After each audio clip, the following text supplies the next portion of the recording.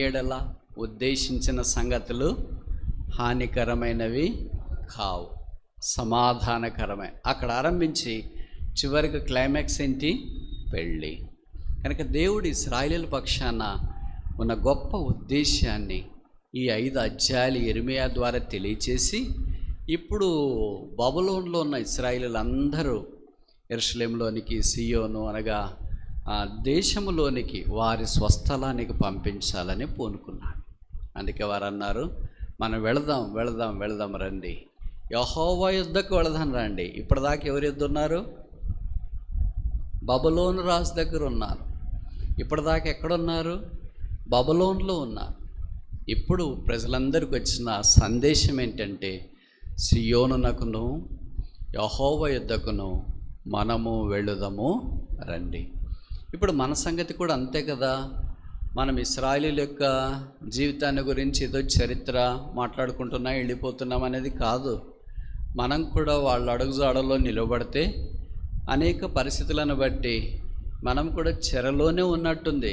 రక్షణ పొందక మునుపున్న చెర కాదు, రక్షించబడిన తర్వాత ఉన్న చెర. బహుశా మన పొరపాట్లను బట్టి, అపరాధాలను బట్టి, పాపాలను బట్టి ఆ చెరలోనికి మనం వెళ్ళేమేమో, లేకపోతే కాని విధానములో దేవునికి అవిధేయత చూపించిన దాన్ని బట్టి ఆ చెరలోనికి వెళ్ళామేమో. ప్రభుకు స్తోత్రాలు. ఆయన శాశ్వతమైన ప్రేమ పాత నిబంధనలో చెప్పబడిన మాట ఇప్పుడు కొత్త నిబంధనలోనికి వచ్చిన తర్వాత దానికి పొగొస్తుంది. అది అంతేనా? ఓకే, వాసన వస్తుందిలే. ఓకే, శాశ్వతమైన ప్రేమతో ప్రేమిస్తుంటే, విడివక కృప చూపుతుంటే, ఇప్పుడు కొత్త నిబంధనకు వచ్చిన తర్వాత సిలువ ప్రేమ. పాత నిబంధనలో జంతువుల ప్రేమ విడవకుండా కాపాడగలిగితే, కొత్త నిబంధనలోకి వచ్చిన తర్వాత దేవుని గొర్రెపిల్ల ప్రేమ. పాత నిబంధనలో బలిపీఠం మీద అర్పించిన బలుల యొక్క ప్రేమే లేదా బలులను బట్టి దేవుని యొక్క ప్రేమ అంత గొప్పదైతే, కొత్త నిబంధనలో సదాకాలం నిలిచిందే ఒకే ఒక బలి, తన కుమారుడైన యేసుక్రీస్తు ప్రభు ద్వారా కలిగిన ఆ బలిని బట్టి కలిగిన ప్రేమ ఎంత గొప్పది. అందుకే పాత నిబంధనలో ఇశ్రాయేలీయులు తిరిగి యెరూషలేముకు వచ్చినారు. వారు దేవుని యొక్క వాక్యం విన్నారు, దేవునికి విధేయత చూపించినారు, ఏకైక జనమయ్యారు, శ్రేష్టమైన జనమయ్యారు. ఇప్పుడు కొత్త నిబంధనలో ఉన్న మనము, దేవుని సంఘము, దేవుని ప్రజలమైన మనం కూడా యేసుక్రీస్తు ప్రభు అనే సిలువ వైపు చూస్తూ, ఆయన వైపు చూస్తూ తిరిగి ఆయన వద్దకు రావాలని, తిరిగి ఆయన ప్రజల మధ్యలోనికి రావాలని, తిరిగి ఆయన సన్నిధిని అనుభవించాలని. అంటే భౌతికంగా మందిరానికి రావాలని కాదని అర్థం. ఆత్మలో ఆయన వైపు తిరుగుట.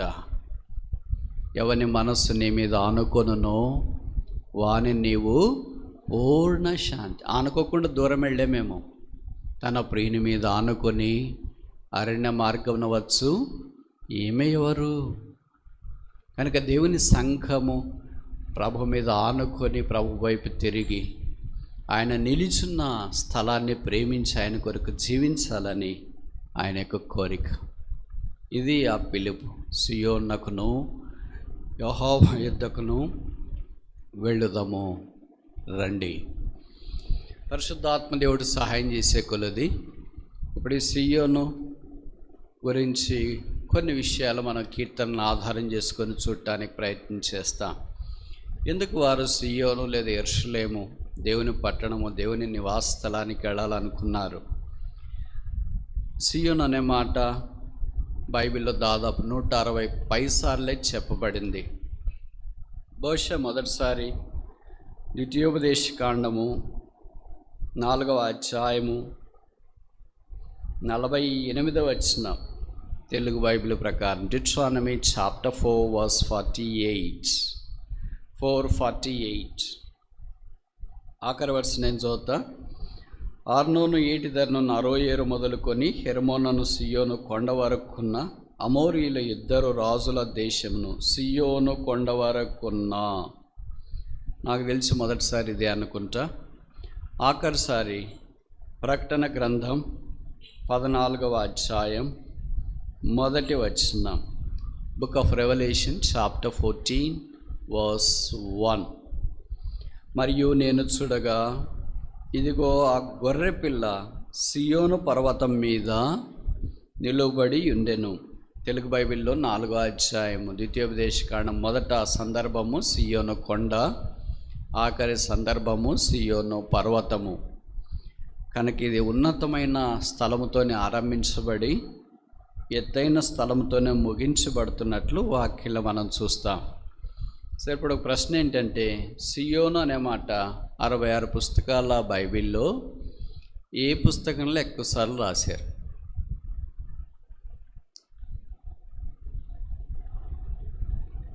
నేను చెప్పిన ప్రశ్న అర్థమైంది అనుకుంటా.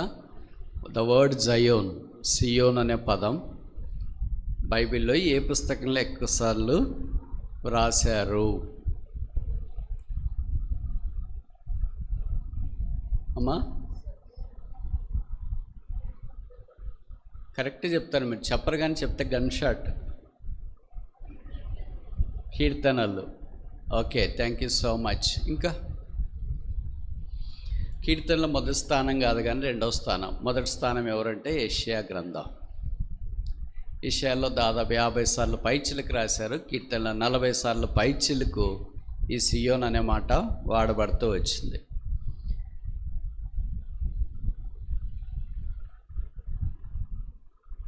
ఈ సియోను యొక్క దేవుని మందిరము లేదా దేవుని సంఘముగా కొత్త నిబంధనలో మనము చెప్పుకుంటున్నది 3 దశలుగా దీన్ని మనము చూడవచ్చు.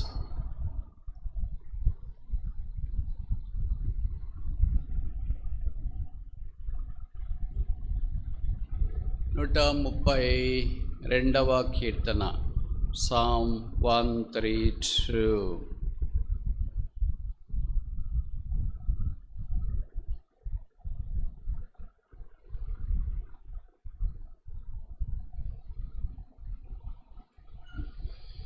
వర్స్ 13, 132:13. యెహోవా సియోనును ఏర్పరచుకొని ఉన్నాడు. ఇదంతా దావీదు దేవుని మందసమును యెరూషలేం లేదా సియోను కొండ మీదకి తీసుకొని వచ్చే సందర్భంలో బహుశా రాసి ఉండవచ్చని బైబిల్ పండితుల అభిప్రాయం. మనకు తెలుసు కదా, 120వ కీర్తన మొదలుకొని 134 దాకా 15 కీర్తనలు యాత్రా కీర్తనలు అంటాం. ఈ ఆఖరి 3 యాత్రా కీర్తనలో సియోని యొక్క ప్రభావము, మహిమను గురించి పరిశుద్ధాత్మ దేవుడు వివిధ కోణాలలో గ్రంథస్థం చేసిన తీరు శ్లాఘనీయం. మీరు గమనించడానికి నేను ఈ మాటలు చెప్పడానికి ప్రయత్నం చేస్తా.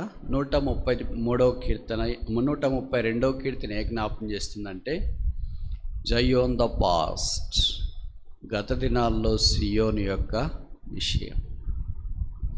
133వ కీర్తన 3వ వచనం, సియోను కొండల మీదకి దిగవచ్చు, హెర్మోను మంచు వలె నుండును. సియోను కొండ, మరలా సియోన్ అని ఇక్కడ కనిపిస్తుందని. జయోన్ ద ప్రజెంట్, ఇప్పుడు ప్రస్తుత కాల సియోన్ ఇది. ఇప్పుడు సియోనుకు భవిష్యత్తు కూడా ఉంది. జయోన్ the past, జయోన్ the present, జయోన్ the future. గతంలో సియోను, ప్రస్తుత కాల సియోను, రాబో కాల సియోను. రాబో కాలం ఏంటి? 134వ కీర్తన 3వ వచనం, భూమ్యాకాశంను సృజించిన యెహోవా సియోన్లో నుండి నిన్ను. మీకు ఆశ్చర్యం అనిపించలేదు? మైండ్ బ్లోయింగ్ అనిపించలేదా? 3 కీర్తనల్లో కూడా వరుసగా సియోను సియోను సియోన్ అనే పదము పరిశుద్ధాత్మ దేవుడు ఎంత చక్కగా రాయించి పెట్టాడు చూడండి. ఇది బైబిల్ మాధుర్యం. ఇది పుష్పంలో ఉన్న మకరందం తేనెటీగకు తప్ప దారెమ్మను పోయే వాళ్ళకి ఏం తెలుస్తుంది? చిలకకి తెలుస్తుందా? గోరింకకి తెలుస్తుందా? కాకకి తెలుస్తుందా? పావురానికి తెలుస్తుందా? దేనికి తెలుస్తుంది? పుష్పంలో ఉన్న మకరందం కేవలం తేనెటీగకు మాత్రమే తెలుస్తుంది. కనుక దేవుని వాక్యం అనే దీంట్లో ఉన్న మకరందము ఎవరికి తెలుస్తుంది? తేనెటీగలాగా దేవుని వాక్యం మీద మనస్సు పెట్టేవారికి అర్థమవుతుంది. మనసు ఎక్కడో పెట్టి ఎక్కడో టైము వెచ్చించే వారికి ఏం అనిపించింది, మామూలు పుస్తకం మాదిరి బహుశా అనిపిస్తుంటుందేమో. గత దినాల్లో దావీదు సీయోను యొక్క అనుభవాన్ని రంగరించినట్టు 32వ కీర్తనలు ఎంత రమ్యంగా ప్రస్ఫుటించినాడు. అది రమ్యమైన పట్టణమని, దేవుని నివాస స్థలమని, సర్వభూమికి సంతోష కారణమైనదని, దానికి బురుజులు ఉన్నాయని, అది దేవుడు కోరిన స్థలమని, దేవుని నివాస స్థలమని, దేవుడు ఏర్పాటు చేసుకున్న స్థలమని అనేక పేర్లు దీంట్లో రాస్తూ వచ్చినాడు. అందుకే ఒక్క సందర్భంలోనే నాకు తెలిసి 150 కీర్తనల్లో ఒక్క మాట ఇదొక్క కీర్తనలో మాత్రమే రాయబడింది. 132వ కీర్తన, Psalm 132 verse 8, 8వ వచనం, యెహోవా లెమ్ము, నీ బలసూచకమైన మందసముతో కూడా రమ్ము, నీ విశ్రాంతి స్థలములో మందసము అనే మాట ఈ కీర్తనలు అన్నింటిలో ఇదొక్కసారి రాయబడింది. This only one time the ark of God is mention in the whole Psalms. అది ఆయన బలానికి సాదృశ్యమని, సన్నిధికి సాదృశ్యమని, మహిమకు సాదృశ్యమని ఈ వాక్యం ద్వారా మనకు అర్థమవుతుంది. ఆ సీయోనికి చాలా పేర్లు పెట్టాడు. దానికి విశ్రాంతి స్థలం అంట, ఏర్పరచుకొనిన స్థలం అంట, పరిశుద్ధ స్థలం అంట. ఇలాంటి స్థలాలు కనీసం 5 పేర్లు ఆ సీయోనుకు పరిశుద్ధాత్మ దేవుడు ఇచ్చినట్లు వాక్యం ద్వారా మనకు అర్థమవుతుంది.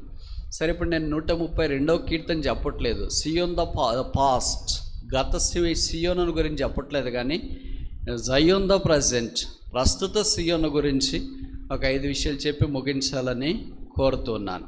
ఇప్పుడు ప్రస్తుత సియోను 133 మూడవ వచనం చదివాం కదా. సియోను కొండల మీదకి దిగివచ్చు, హెర్మోను మంచు వలె ఉండును, ఆశీర్వాదమును శాశ్వత జీవమును అచ్చట నుండవలనని యెహోవా. అసలు సియోనుకి ఎందుకు వెళ్ళాలా, ఏముంది సియోన్లో అనటానికి జవాబు ఈ చిన్న కీర్తన మనకు తెలియపరుస్తుంది. మామూలుగా 133వ కీర్తన మొదటి వచనం అంటే నాకు తెలిసి కంటతా లేని వాళ్ళు చాలా తక్కువ అనుకుంటా. సహోదరుల ఐక్యత కలిగి నివసించటే అంత మేలు.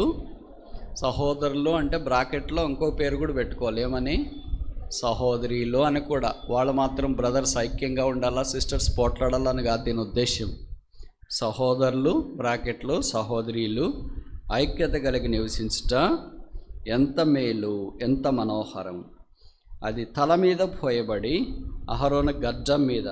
మీరు గమనించినారు లేదా, ఈ 133వ కీర్తనలో కనీసం 5 భాగాలు రాయబడ్డాయి. మొదటిది ఏంటంటే తల, రెండవది ఏంటంటే గడ్డము, మూడవది ఏంటంటే అంగి. ఇలాంటి భాగాలన్నీ రాయి. ఇవన్నీ ఎవరిని జ్ఞాపకం చేస్తున్నాయి? ఇక్కడ సందేహం లేకుండా అహరోను జ్ఞాపకం చేస్తుంటే, ఇదిగో అహరోను కంటే గొప్పవాడు ఇక్కడ ఉన్నాడు, ప్రధాన యాజకుడు. అహరోను అయితే సంవత్సరానికి ఒక్కసారే తనది కానీ రక్తాన్ని చేతబట్టుకొని అది పరిశుద్ధ స్థలంలో బహుశా వెళ్తున్నాడేమో. అయితే మెల్కీజెదెకు క్రమం చొప్పున సరిపోయిన ప్రధాన యాజకుడైన యేసుక్రీస్తు ప్రభువారు తన స్వంత రక్తమును చేతబట్టుకొని పరిశుద్ధ స్థలములో ఆయన ప్రవేశించినాడు. కనుక ఇప్పుడు ఆయన ద్వారా మనకేం కలుగుతుందంటే మేలు కలుగుతుంది, మనోహరం కలుగుతుంది, పరిమళం కలుగుతుంది, ఆశీర్వాదం కలుగుతుంది, నిత్య జీవం కలుగుతుంది. 5 మాటలు గుర్తించినారా? చూడండి, మొదటి మాట 133వ కీర్తన, సహోదరుల ఐక్యత కలిగి నివసించుట ఎంత మేలు. మొదటిది మేలు, రెండవది ఏంటి, మనోహరము, మూడవది ఏంటి, 2వ వచనం పరిమళ తైలము, 4వది ఏంటి, 3వ వచనం ఆశీర్వాదము, 5వది ఆఖరిది శాశ్వత జీవం. సరే, బైబిల్ పండితుల అభిప్రాయం ఏంటంటే ఈ నూనె, సహోదరుల ఐక్యత, పరిశుద్ధాత్మ దేవుని ద్వారా కలిగించబడే ప్రక్రియ. ఇది మనంతటికి మనము ఎంత మెయింటైన్ చేయాలన్నా చేసుకోలేము.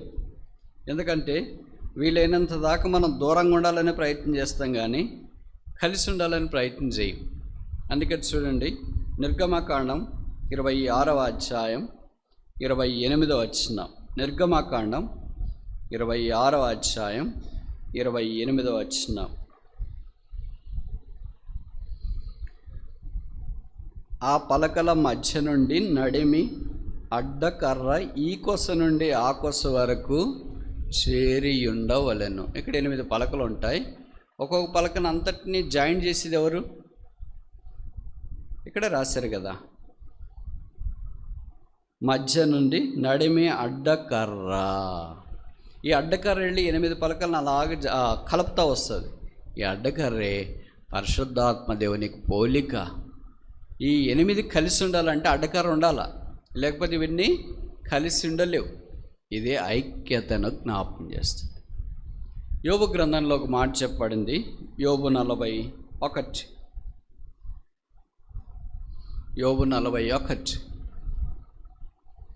15వ వచనం. Job chapter 41 verse 15. యోబు 41:15. దాని గట్టి పొలుసులు దానికి అతిశయాస్పదము, ఎవరునూ తీయలేని ముద్ర చేత అవి సంతన చేయబడి ఉన్నవి. ఏవి? మకరానికి ఉన్న పొలుసులు. ఇక్కడ మకరమే దేనికి జ్ఞాపకం చేస్తుంది? అక్షరానుసారంగా వేరే, ఆత్మీయంగా అయితే దేవుని యొక్క సంఘాన్ని జ్ఞాపకం చేస్తుంది. పొలుసులు ఏం జ్ఞాపకం చేస్తున్నాయి? వ్యక్తిగతంగా విశ్వాసాన్ని జ్ఞాపకం చేస్తున్నాయి. దీని మధ్యలోకి ఎవరు రారంట? కింద వచ్చిన 16. అవి ఒకదానితో ఒకటి హత్తుకొని ఉన్నవి, వాటి మధ్యకు డాష్ ఏమాత్రమును జ్వరనేరదు. ఏది జ్వరనేరదు? గాలి అంటే ఏంటి? సాతాన్ యొక్క ఆలోచనలు, సాతాన్ యొక్క తలంపులు. ఈ పొలుసు నుండి ఈ పొలుసు, 2 పొలుసులు కలిపి ఉంటాయి. మీరు తెలుసు కదా, చాలామంది చూసింటారు. చేపలు ఉంటాయి అనుకోండి, ఒక పొలుసు ఒకదానిపైన ఒకటి, ఒకదానిపైన ఒకటి, ఒకదానిపైన ఒకటి ఉంటాయి. ఎందుకు అలాగ ఉంటాయి? గాలి లోపలికి జ్వరపడకుండా. కనుక విశ్వాస కూడా బహుశా ఒకరితో ఒకరు అనుసంధానం చేయబట్ట. దీన్నే ఐక్యత అనే 133వ కీర్తనలో మనం చూస్తాం. కనుక ఇప్పుడు 132వ కీర్తన ప్రకారము జయోన్ the past, it's a literal జయోన్. గత సియోను, అక్షరానుసారమైన సియోన్. 133వ కీర్తన ప్రకారము జయోన్ ద ప్రజెంట్, స్పిరిచువల్ జయోన్, ఆత్మీయమైన సియోన్. 134వ కీర్తన ప్రకారము జయోన్ ద ఫ్యూచర్, సెలెస్టియల్ జయోన్, రాబో సియోన్. అది ఆత్మ సంబంధమైన, లేదా ఇంకో మాటలో చెప్పాలంటే పర సంబంధమైన, సెలెస్టియల్, దైవికమైన, పరలోక సంబంధమైన సియోన్. అక్షరానుసారమైన సియోను, ఆత్మీయమైన సియోను, పరసంబంధమైన సియోన్. ఇప్పుడు ముందుకెళ్ళక మన ప్రశ్న ఏంటంటే, మనం ఈ 3 రకాలైన సియోన్లో ఏ రకమైన సియోన్లో ఉన్నామో? అక్షరానుసారమా? అది ఇశ్రాయేలుకు సంబంధించింది. ఇప్పుడు ఆత్మీయంగా ఉన్నామా? అది ప్రస్తుతం మనకు సంబంధించింది. తర్వాత మనం ఉండబోయే ఆ పరసంబంధమైన సియోను కొరకు సిద్ధపరచబడాలని దేవుని యొక్క ఉద్దేశం. పాత నిబంధనలో భక్తులు భూ సంబంధమైన సియోను దగ్గర ఉన్నారు. ఇప్పుడు కొత్త నిబంధనలో మనము ఆత్మ సంబంధమైన ఆ సియోనుకు వచ్చినాం. అదే దేవుని సంఘం. ఇది నేను చెప్పే మాటలు కాదు, మీకు తెలుసు కదా, వాక్యంలో రాశారు. హెబ్రీ పత్రిక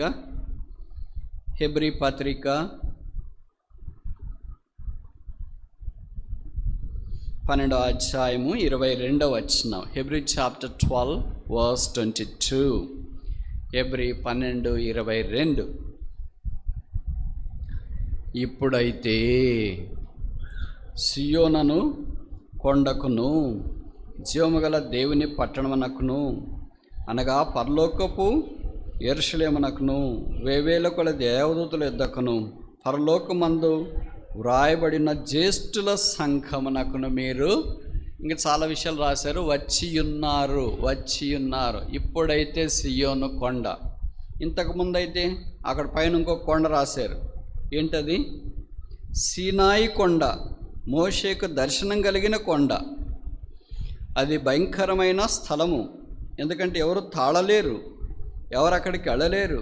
అక్కడ అగ్ని, కారుమేఘము, గాఢాంధకారము, తుఫాను, బూరధ్వని, మాటల ధ్వని, ఇలాంటివన్నీ అక్కడ కనిపిస్తూ వచ్చినాయి. అది సీనాయి కొండ, అది ధర్మశాస్త్రము, అది మోషే కొండ, అది పాత నిబంధన. ఇప్పుడు కొత్త నిబంధనలోనికి వచ్చిన తర్వాత యేసుక్రీస్తు కల్వరి కొండ, సియోను కొండ, జ్యేష్ఠుల సంఘము, దేవుని పట్టణము, నూతన యెరూషలేము, పరిశుద్ధ యెరూషలేము, యేసు ప్రభు రక్తము ద్వారా కడగబడిన వారి అనుభవంలోనికి మనం తీసుకురాబడ్డాం. ఈ రాత్రి యేసుని ఇంకా ఎరగకుండా ఉంటే, పాపక్షమాపణ మారు మనసు పొందకుండా ఉంటే, దేవుని యొక్క సందేశం మీ యొద్దకు వస్తుంది. యేసు పాపుల రక్షకుడు, పాపులను ప్రేమించి పాపుల కొరకు ఈ భూమి మీదకి పాపముగా చేయబట్టానికి వచ్చినాడు. ఆయనలో పాపము లేదు, ఆయన పాపము చేయలేదు. యేసు పాపము ఎరగడు, అయితే పాపములు భరించడానికి వచ్చినాడు. యోహాను సువార్త 1వ అధ్యాయంలో చెప్పబడింది, లోక పాపములను మోసుకొని పోవు ఒకరి పాపము, ఒక కుటుంబం పాపము, ఒక వీధి పాపము, ఒక ఊరు, ఒక రాష్ట్రం, ఒక దేశం పాపం మాత్రమే కాదు, లోక పాపము. పాత నిబంధనలో మనకు పరిచయము, ఒక ఇంట్లో వాళ్ళు పాపం చేస్తే బహుశా గొర్రెపిల్లని తీసుకురావడం. ఇప్పుడు కూడా మనం అక్కక్కడ చూస్తుంటాం, ఊరోళ్ళు వీధులు పాపం చేస్తే ఒక గొర్రెపల్లినో ఒక పొట్టెలనో తీసుకురావడం, ఆ ఊరందరి తరపున దాన్ని బలర్పించడం ఆనవాయితీ. రక్తము చిందించకుండా పాపక్షమాపణ కలగదు. అయితే వాటి ద్వారా పాపక్షమాపణ కలుగుతుందనే ఆనవాయితీలో ప్రజలు ఉన్నారు. అయితే బైబిల్ సెలవిస్తుంది, యేసు రక్తము ద్వారా పాపక్షమాపణ మానవునికి. పాపము లేని రక్తం, పరిశుద్ధమైన రక్తం, అమూల్యమైన రక్తం, నిర్దోషమైన రక్తం, నిష్కళంకమైన రక్తం, సదాకాలం నిలిచిండే రక్తం, అదే యేసు రక్తం.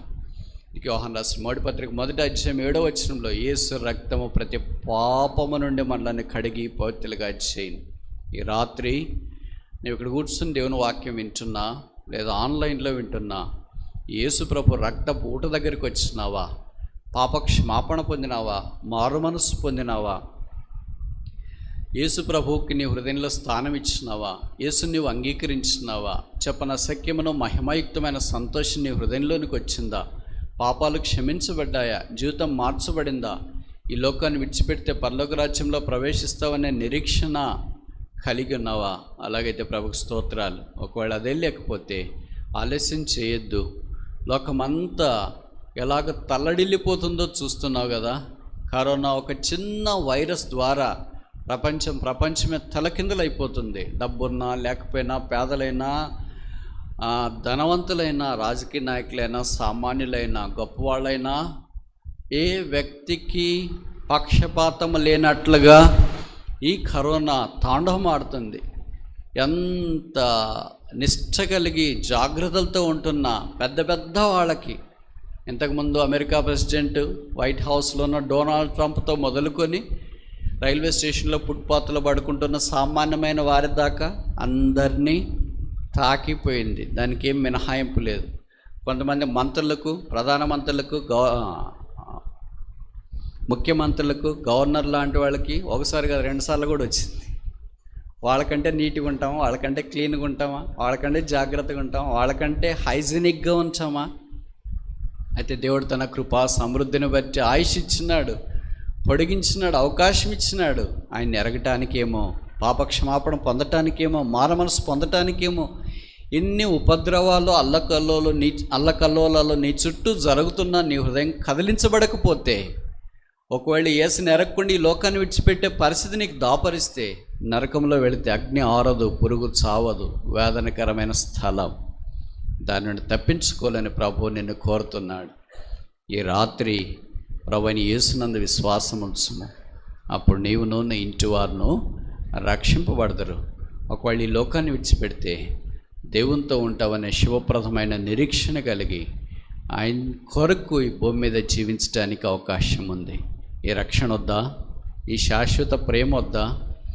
ఈ విడిచిపెట్టబడిన సియోను, నిరాకరించబడిన సియోను, త్రోసివేయబడిన మానవ జాతి నోటిలో ఇప్పుడు పెళ్లి కుమారుని స్వరము, పెళ్లి కుమార్తె స్వరము. నిర్జనమైన దేశంలో ఇప్పుడు సంతోషం, ఆనందం. త్రోసివేయబడిన దేశంలో ఇప్పుడు యెహోవా మంచివాడు, ఆయన కృతజ్ఞతాస్తుతులు చెల్లించుడి అనే మంచి పాట స్వరము వినబడబోతుంది.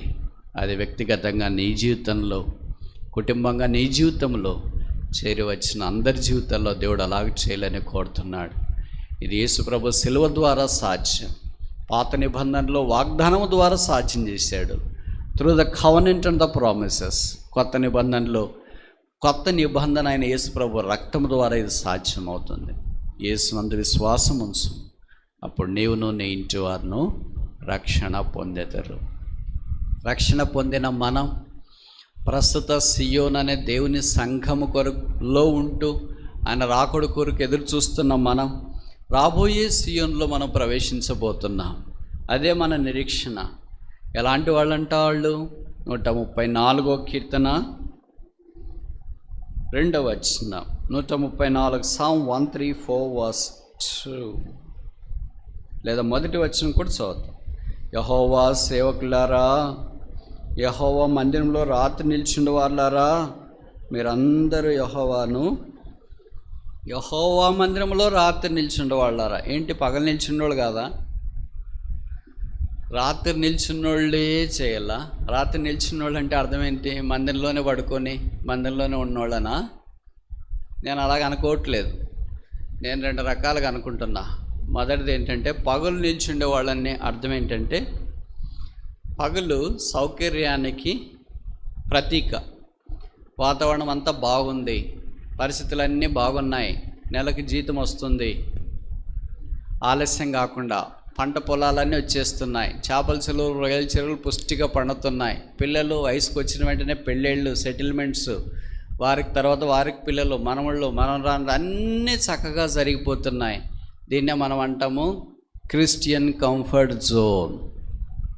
అబ్బా, మాకు సమయానికి చదువులు అయిపోయినాయి, సమయానికి ఉద్యోగం వచ్చింది, సమయానికి పెళ్ళిళ్ళు అయిపోయినాయి, సమయానికి ఇల్లు కొన్నాం, సమయానికి కారు కొన్నాం, సమయానికి అన్ని సిటీలు అయినాయి, దేవుడు మాకు చాలా సహాయం చేశాడు, ప్రభువుకు స్తోత్రాలు, గాడ్ బ్లెస్ యూ. అది పగలు. రాత్రి అంటే 23వ కీర్తనలో గాఢ అంధకార లోయలో సంచరించినను. రాత్రి అంటే నువ్వు అనుకున్నట్టు జరగకపోవచ్చు, నువ్వు ప్రార్థన చేస్తే జవాబు రాదు, నీకు రోగం బాగా కావాలనుకుంటే ఇంకా ఎక్కువ అవుతుంది, ఆర్థిక ఇబ్బందులు తగ్గిపోవాలనుకుంటే ఇంకా పెరిగిపోతున్నాయి, మీ ఆయన రక్షించబడాలనుకుంటే రక్షించబడటానికి బదులుగా ఇంకా ఎక్కువ దాడి చేస్తున్నాడు, మీ ఆవిడ రక్షించబడితే బాగుందనుకుంటే రక్షించబడటానికి బదులుగా నేను కూడా వెళ్లకుండా ఆపేస్తుంది, అలాగే మీ పిల్లలు సెటిల్ అయితే బాగుంటుందని అనుకుంటే సెటిల్ కావడానికి బదులుగా వాడు ఇంటికి రావడమే మానేశాడు, లేదా ఇంట్లో నుండి పరిగెత్తిపోయారు. ఇలాగూ ఎన్ని ప్రతికూలమైన పరిస్థితులు, రాత్రి, చీకటి, ప్రతికూల పరిస్థితులు, దొంగలు దాడి చేసేది, సాధారణ దొంగ, చీడపురుగులు దాడి చేసేది, పాములు దాడి చేసేది, తేళ్ళు దాడి చేసేది, జర్రలు దాడి చేసేది, ఉక్కుపోత, కృష్ణా జిల్లా భాషలో చెప్పాలంటే గాలి తక్కువ, ఉక్కుపోత ఎక్కువ, ఇంట్లో ఉండలేవు, బయటికి రాలేవు, కూర్చోలేవు, నిలబడలేవు, పడుకోలేవు, పడుకుంటే అంత చెమటలు కక్కుతున్నాయి, బయటికి రావాలనిపిస్తుంది, బయటకు వస్తే బయట ఉండలేవు, లోపలికి వెళ్ళాలనిపిస్తుంది. అంటే ఒక పాత్రలో వేసినట్లు ఒక్కపోత మాదిరి ఉంటే క్రైస్తవ జీవితం. That's called night life. అది క్రైస్తవ రాత్రి. ఇలాంటి క్రైస్తవ రాత్రిలో ఇప్పుడు యెహోవాను స్తుతించువారు. ఆ మాట అర్థం చేసుకుంటూ చదువుదామా? 134 యెహోవా మందిరంలో రాత్రి నిలిచిండు వాళ్ళారా, మీరందరూ యెహోవాను స్తుతించుడి. ఇప్పుడు మీరు ఒక ఉదాహరణ చెప్తారా? రాత్రి నిల్చున్నాడు. బైబిల్లో చాలా ఉదాహరణలు ఉన్నాయి. మనల గురించి కాదు, ఎందుకంటే నాకు తెలిసి మనకు అంత లేదనుకుంటా. ఎవరైనా రాత్రి అనుభవం గుండా వెళ్తుంటే ప్రభుకు స్తోత్రాలు, మనం యెహోవాను స్తుతించాలి, ప్రభువును స్తుతించాలని కోరబడుతున్నాం. ఇలాంటి వాళ్ళు ఉన్నారా? మీకు ఎవరైనా పాత నిబంధనలో కనిపిస్తారా? చాలా మంది ఉన్నారు.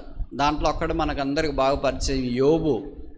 మొదటి అధ్యాయంలో మనకు చెప్పబడింది కదా, యెహోవా ఇచ్చెను, యెహోవా తీసుకొని పోయాను, ఆయన నామమునకే స్తుతి.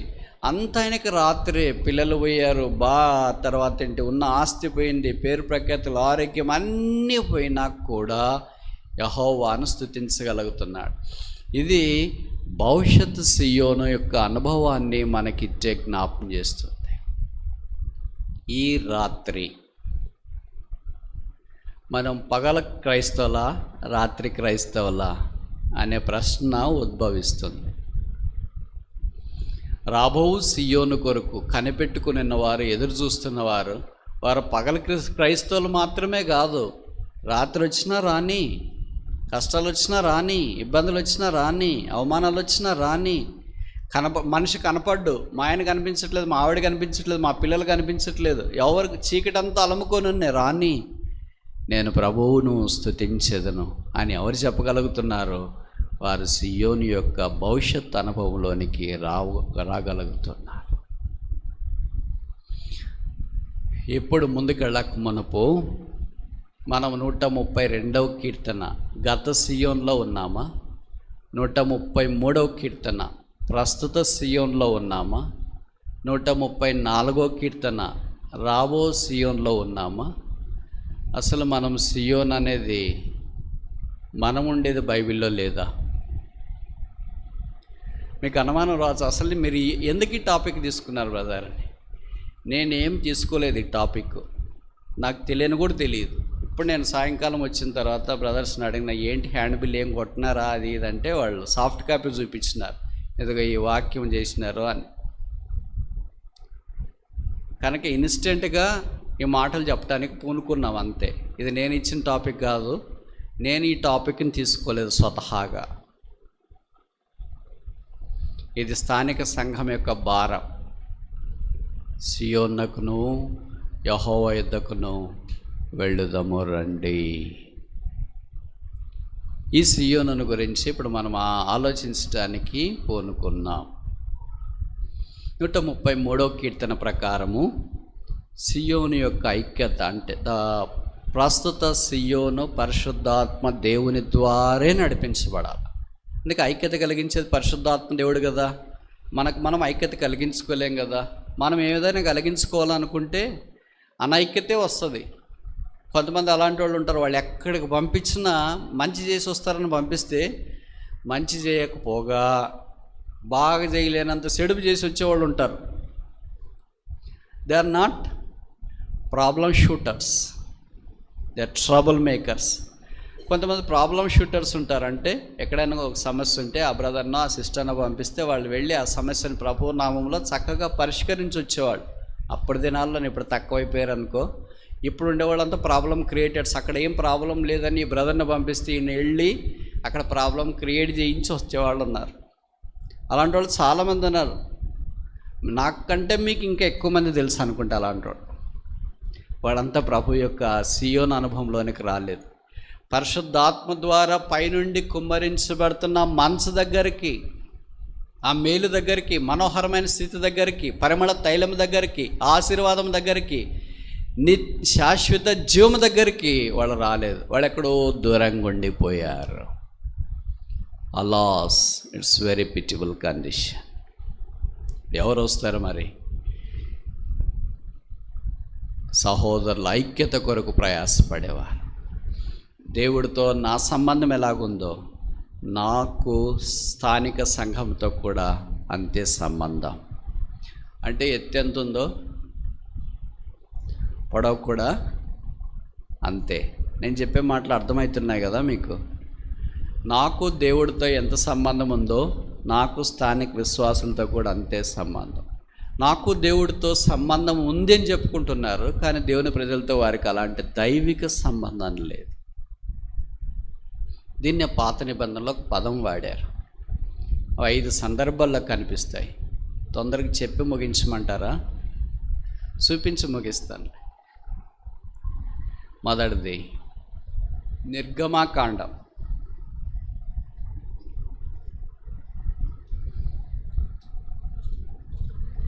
Exodus chapter 27 verse 1. నిర్గమ 27:1. Exodus 27 verse 1. మరియు 5 మూరల పొడుగు 5 మూరల వెడల్పు గల బలిపీఠమును తుమ్మకర్రతో నీవు చేయవలెను.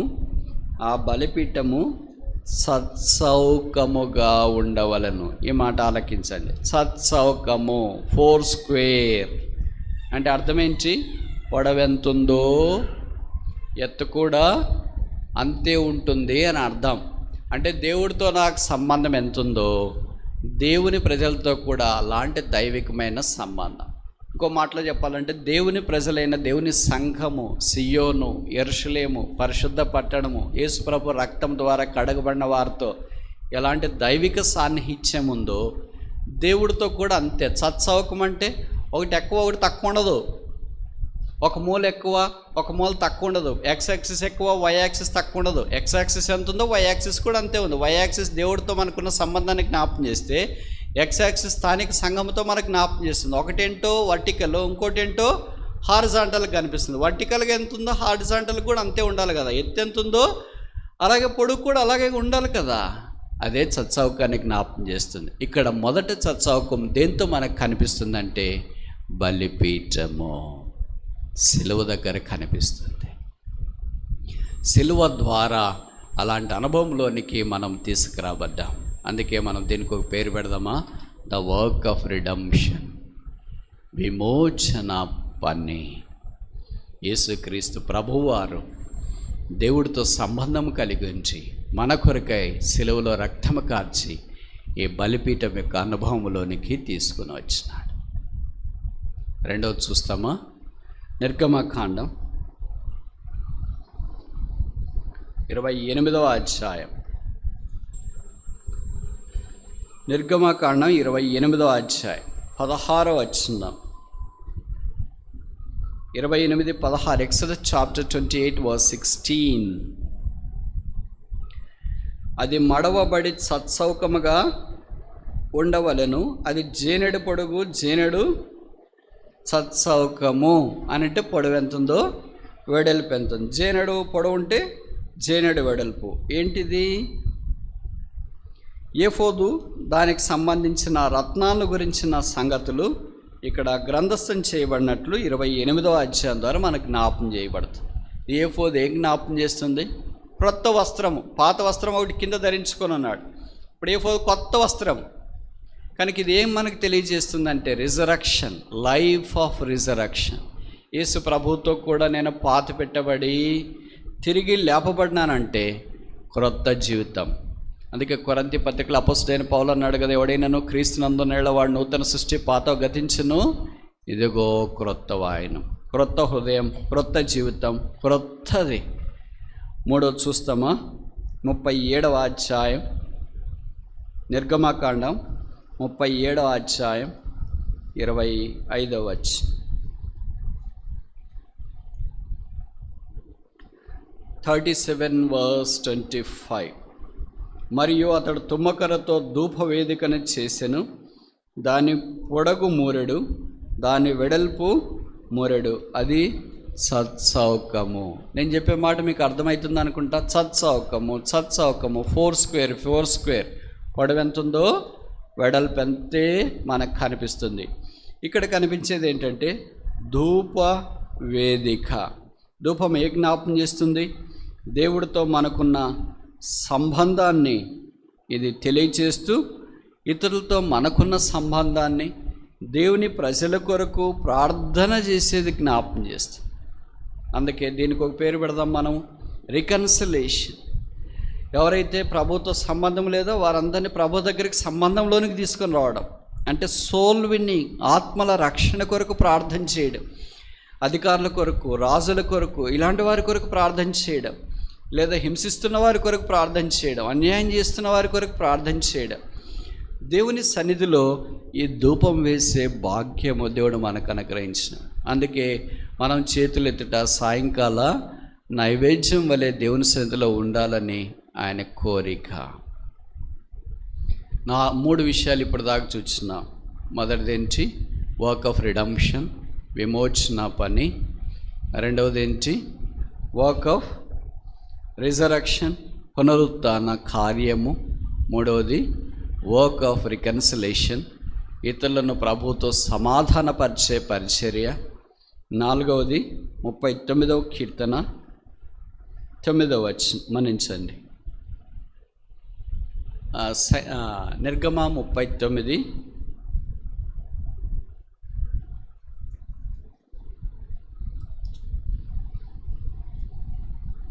9వ వచనం. Exodus chapter 39 verse 9. 39:9. అది సత్సౌకముగా నుండెను, ఆ పతకమును మడతగా చేసిరి, అది మడవబడినదై జేనెడు పొడుగు జేనెడు వెడల్పు. జేనెడు, మూరెడు, ఈ పదాలు మనకి తిరిగి తిరిగి తిరిగి తిరిగి కనిపిస్తున్నాయి. ఇది ఏ జ్ఞాపకం చేస్తున్నాయి? ఏఫోదు దగ్గర ధరించిన పతకాలు. కింద చెప్పబడింది కదా, పంక్తులు పంక్తులు, మొదటి పంక్తి, రెండవ పంక్తి, మూడవ పంక్తి చెప్పబడినట్లు వాక్యంలో మనము చూస్తున్నాం. అంటే భారము భరించుట, రెస్పాన్సిబిలిటీ. 12 గోత్రాలకు 12 పతకాలు పోలికని మనం ఎరుగుదము. 4 పంక్తులు ఈ రత్నాలతో పొదుగుతూ వచ్చినారు. ఒక్కొక్క పంక్తి కనీసం 3 నెలల 12. కనుక ఇలాగున 4 పంక్తులు రత్నములను పొదిగిరి. అంటే సమాన దూరములో ఉన్నారు, దేనికి పక్షపాతం లేదు.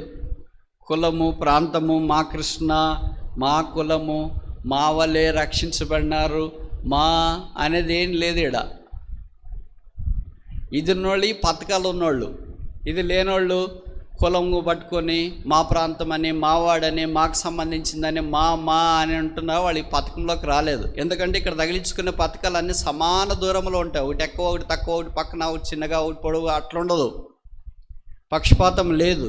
అంటే ఒకే బరువు ఉంటుంది, ఒకే పరిమాణం ఉంటుంది, ఒకే పోలికలో మనకు కనిపిస్తున్నాయి.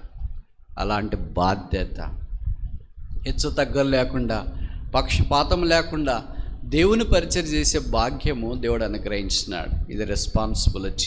5వ దాకా చూసి ముగిస్తామా? ప్రకటన గ్రంథం 21వ అధ్యాయం 16వ వచనం. Book of Revelation chapter 21 verse 16. 21:16. ప్రకటన 21:16. ఆ పట్టణము సత్సౌఖమైనది. What a glorious thing. ఇవన్నీ చూస్తున్నాం, నాకు చాలా ఆశ్చర్యం వేసింది. దేవుడు మన కొరకు, మనం సత్సౌఖమే లేము.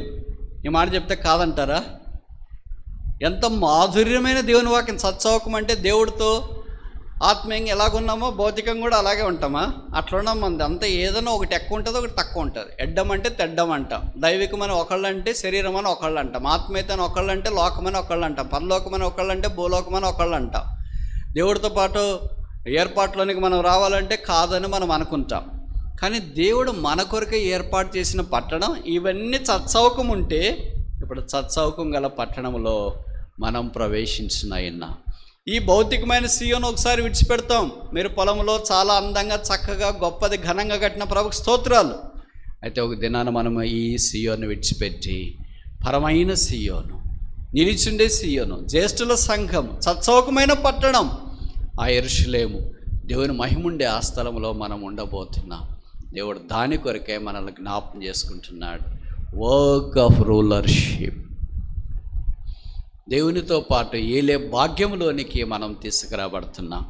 సహోదరులు ఐక్యత కలిగి నివసించుట ఎంత మేలు, ఎంత మనోహరం. ఐక్యత దేవునితో ఎంత ఉందో మనుషులతో కూడా అంతే. అదే 5 రకాల సత్సౌకాన్ని గురించి మన జ్ఞాపకం చేయబడుతూ వచ్చింది. ఈ రాత్రి ఈ 5 రకాల్లో మనం ఏ రకమో, మొదటి రకమా, రెండవ రకమా, మూడవ రకమా, నాలుగో రకమా, 5వ రకమా, మన రకం ఇక్కడ లేదా? నాకు తెలిసి మనలో చాలామంది రకాలు ఇక్కడ ఉండవు. ఎందుకంటే మనకి ఇదంతా ఎట్టెట్టో ఉంటుంది. ఏంటబ్బా అంత విసుగు వేస్తుంది, తొందరగా వదిలేసి వెళ్తాం కదా అన్నట్టుగా ఉంటుంది. కానీ దేవుని యొక్క వాక్య మాధుర్యాన్ని జరుకోగలిగే, తేనెటీగలకు కలిగే అనంతమైన ఆనందం ఆత్మ సంబంధమైనది. అమృతాన్ని చెవుల్లోకి పోసినట్లుగా దేవుని యొక్క వాక్యం మన హృదయంతరంగంలోనికి పరిశుద్ధాత్ముడు పరిమళ తైలం వలె పైనుండి కింద దాకా పోసి ఐక్యతలో కొనసాగాలని కోరుతున్నాడు. కావలి వాని స్వరము సియోనునకును దేవుని యొద్దకును వెళుదము రండి. ప్రార్థన.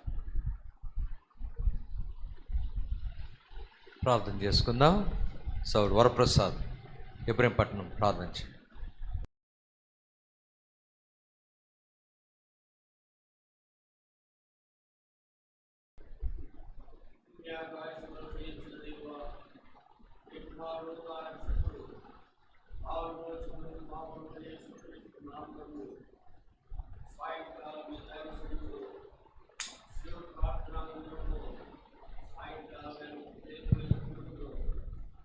మీ దైవ సన్నిధి అనుభవించుటకు మీ పరిశుద్ధమైన వాక్కులను వినే ధన్యత సంఘముగా సావాసం చేసిన మాకందరికీ మీ దాసుల ద్వారా అనుగ్రహించినందుకు ఏమీ స్తోత్రాలు.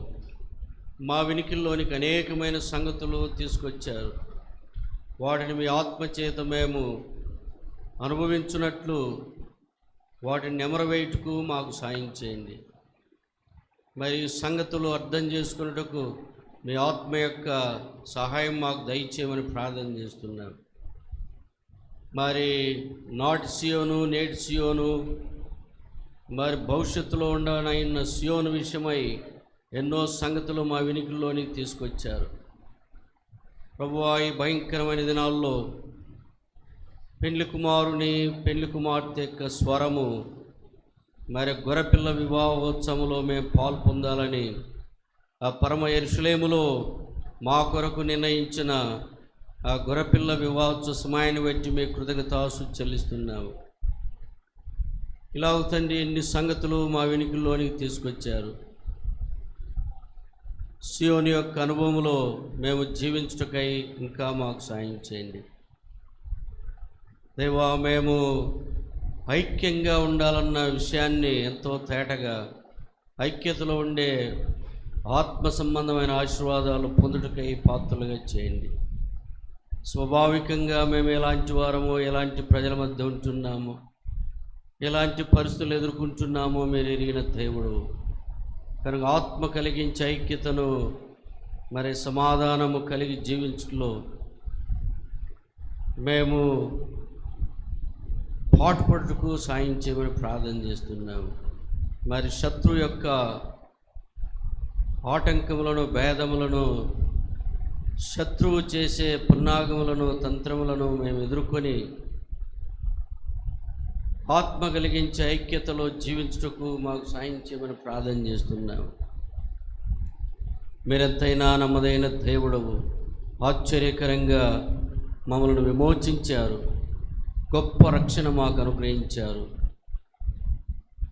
ఆ రక్షణలో మేము కొనసాగుటకై సంఘము, సావాసము, మరి అనేకమైన కృపావరాలు కలిగిన వారిని మాకు అనుగ్రహించినందుకు ఏమీ స్తోత్రాలు. తద్వారా రక్షణలో మేము సంపూర్ణం చేయబడాలని, క్రీస్తు ప్రభు యొక్క స్వరూపంలోనికి మార్చబడాలని మీరు మా యందు సంఘముగా మీరు చేసిన రక్షణ కార్యాన్ని బట్టి మేము కృతజ్ఞతాస్తుతులు చెల్లిస్తున్నాము. రక్షించబడిన తరువాత మేము దేవా మరి సమాధానకరంగా జీవించాలని మా వెనుకల్లోనికి తీసుకొచ్చిన హెచ్చరికలకై మీకు స్తోత్రాలు చెల్లిస్తున్నాము. భయంకరమైన దినాలు మీరు ఎరిగిన దేవుడవు.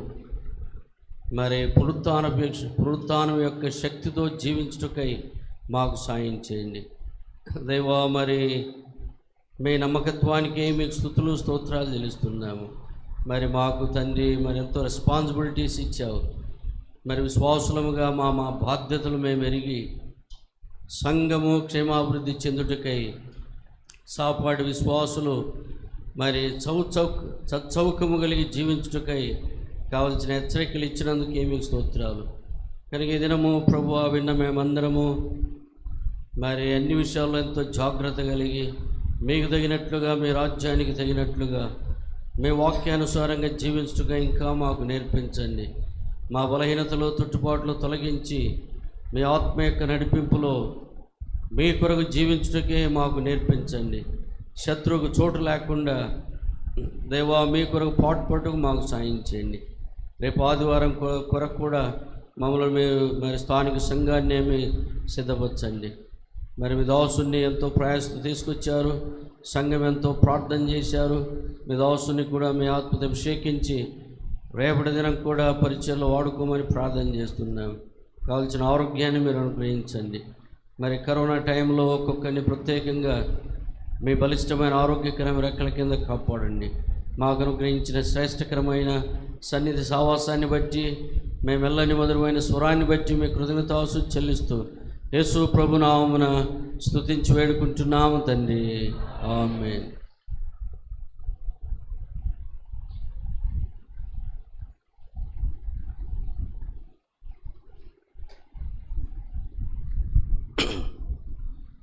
ప్రభువైన యేసుక్రీస్తు వారి నామం పేరిట చేరి వచ్చినటువంటి పరిశుద్ధులైనటువంటి దేవుని పిల్లలైన వారందరికీ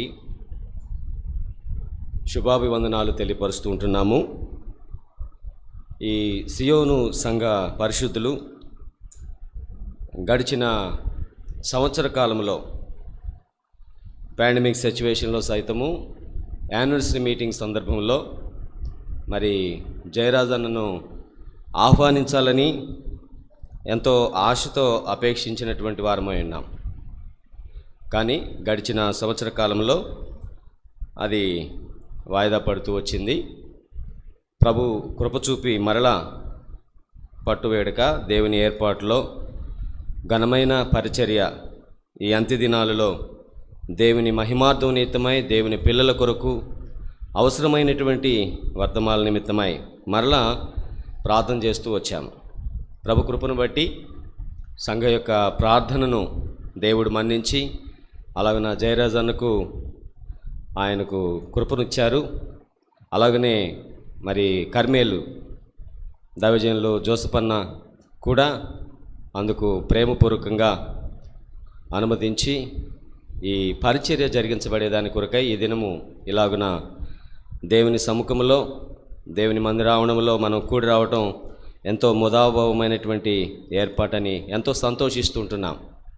అయితే ఈ టైంలో కూడా తిరిగి మరలా సెకండ్ వేవ్ అని, థర్డ్ వేవ్ అని ఇట్లా న్యూస్లో వింటూ వచ్చినటువంటి తరుణంలో సైతము ప్రార్థన చేస్తూనే వస్తున్నాం. గత సంవత్సర కాలంలో ఇలా జరగబడుతూ వచ్చింది. ఈ సంవత్సరంలో మరలా ఇది విడిచిపెట్టకుండా అలాగే కంటిన్యూ అవుతున్నటువంటి పరిణామం అని ప్రార్థన చేయటం జరుగుతూ వచ్చింది. అందుకొరకై ప్రార్థనలో ఒక సందర్భంలో ఒక సహోదరుడు ప్రార్థన కూడికలో మాట్లాడుతూ వచ్చాడు, సాగిపోవుడి అని. ఇంకొంచెం మాకు ఎంతో ప్రోత్సాహకరమైనటువంటి ఏర్పాటుతో మేము ముందుకు సాగడానికి ప్రభు కృప చూపారు. అలాగనే దైవజనులు జోసెఫ్ బెంజమిన్ అన్న కూడా అందుకు మాతో ఏకీభవించడానికి ప్రభు కృప చూపుతూ వచ్చారు. అలాగనే ఈ దినము మా మధ్యకు రావటానికి మరి జయరాజ్ అన్నను బట్టి దేవుని స్తుతిస్తున్నాము. అలాగనే జోసెఫ్ బెంజమిన్ అన్నను బట్టి కర్మేలు సంఘ సహవాసులైనటువంటి బాధ్యులైన ప్రియులు, తదితరులైన వారు, చుట్టుపక్కల కృష్ణా జిల్లా దైవ సేవకులైనటువంటి వారు, అలాగనే ఆ సహపాఠి విశ్వాసులైన పరిశుద్ధులైన వారు అందరిని బట్టి దేవుని మేము స్తుతిస్తుంటున్నాం. ఈ సమయంలో మనము గమనించవలసినటువంటి ఏర్పాట్లు కొంచెం గమనించి శ్రద్ధగా వీటిని అనుసరించాలని ప్రేమతో మనవి చేస్తుంటున్నాం. వృద్ధులకు, సేవకులకు మందిర ఆవరణం క్రింద గ్రౌండ్ ఫ్లోర్లో వారి కొరకై విందు ఏర్పాటు చేయబడి ఉన్నది. అది జ్ఞాపకం చేసుకొని కేవలము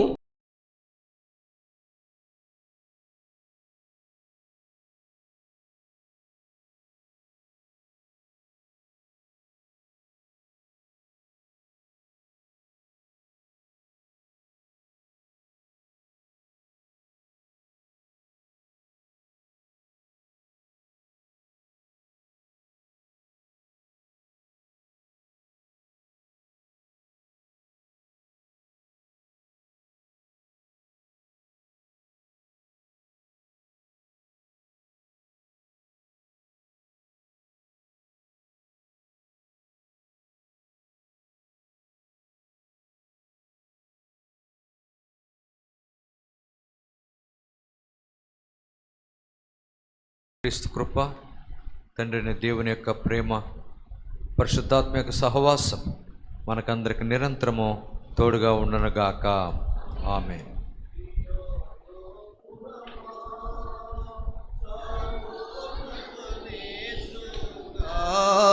పురమా సియోను పురమా శాశ్వతముగా దైవా సంకల్పం వైతివి శాశ్వతముగా దైవా సంకల్పం వైతివి